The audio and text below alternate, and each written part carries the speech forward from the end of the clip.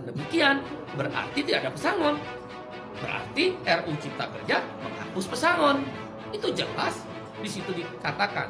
Bahkan penghargaan masa kerja dalam undang-undang sebelumnya nomor 13 diturunkan nilainya, dan penggantian hak buruh dihapus.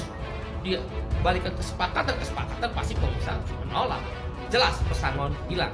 Yang ketiga adalah penggunaan outsourcing yang masif.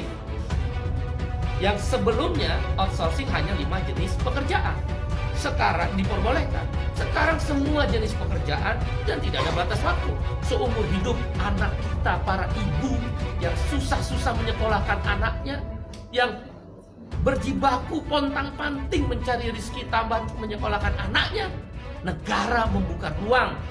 Para agen, saya quote and quote, bukan berarti seperti itu, tapi quote and quote tanda petik, menjual buruh kepada pengusaha-pengusaha yang serakah itu, karena sekarang bisa melalui agen bebas seumur hidup dan tidak jelas masa depannya.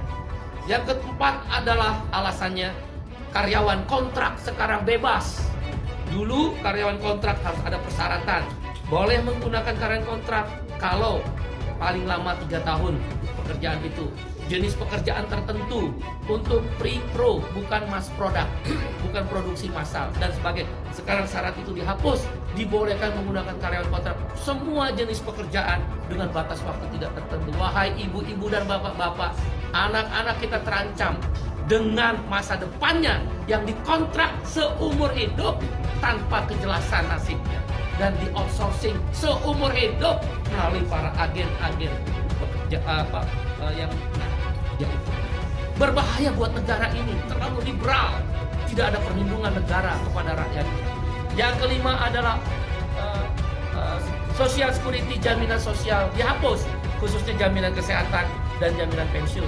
Dengan berlakunya upah per jam atau istilah dalam undang RUU tersebut persatuan waktu, maka tidak ada lagi kewajiban untuk membayar jaminan kesehatan dan jaminan pensiun. Bagaimana menghitung pensiunnya dengan upah per jam? Ditambah dengan adanya outsourcing dan karyawan kontrak yang bebas, siapa yang bayar jaminan pensiun para buruh dan pekerja itu? Dunia pekerjaan Indonesia terancam, pekerja-pekerja lokal terancam. Ditambah yang keenam, alasannya adalah tenaga kerja asing. Dulu harus mendapatkan izin menteri, sekarang hanya sekedar pengesahan tanpa perlu izin menteri. Siapa yang kontrol bahwa buruh kasar tenaga kerja asing bisa masuk? Sekarang saja yang ada izin tertulis menteri bisa hilang, bisa banyak orang buruh kasar tenaga kerja asing masuk.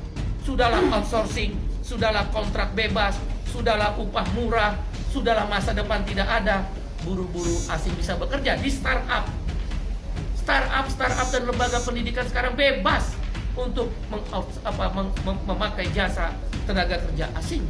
Itu berbahaya, mengancam pekerja lokal. Yang ketujuh adalah yang kita sebut dengan waktu kerja. Sekarang ini maksimal adalah 7 jam sehari dalam 6 hari kerja, Senin sampai Sabtu, atau 8 jam sehari dalam 5 hari kerja, Senin sampai Jumat. Dalam RUU Cipta Kerja dihapus semuanya. Hanya dikatakan maksimal 40 jam seminggu. Berarti orang boleh bekerja, buruh dipaksa bekerja 14 jam seminggu.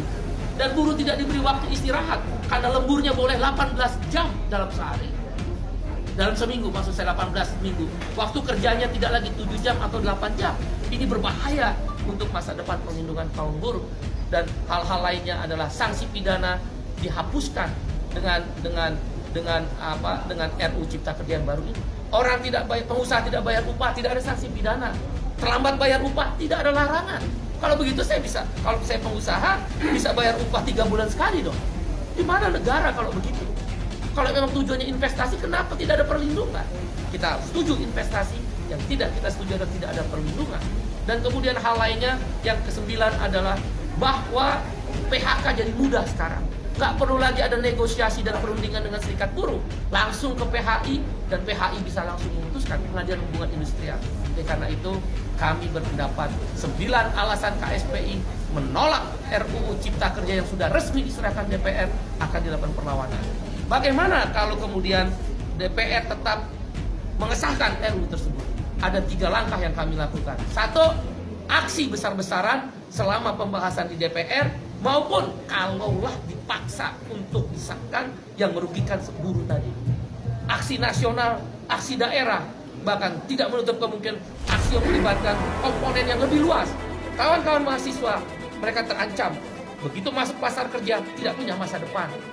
Para ibu-ibu, bapak-bapak terancam karena mengeluarkan biaya tinggi untuk menyekolahkan anaknya. Tidak punya kepastian masa depan untuk anak-anaknya. Para pemuda-pemuda dan pemudi terancam, nggak mungkin mau menikah karena outsourcing dan karyawan kontrak. Indonesia terancam, darurat terhadap kesejahteraan Indonesia. Dan karena itu, aksi besar-besaran melibatkan semua masyarakat yang lebih luas dan masif akan dilakukan. Di DPR, di pemerintah, di daerah, bahkan boleh jadi secara nasional akan dibubarkan aksi yang lebih besar-besaran. Menghentikan produksi, kalau memang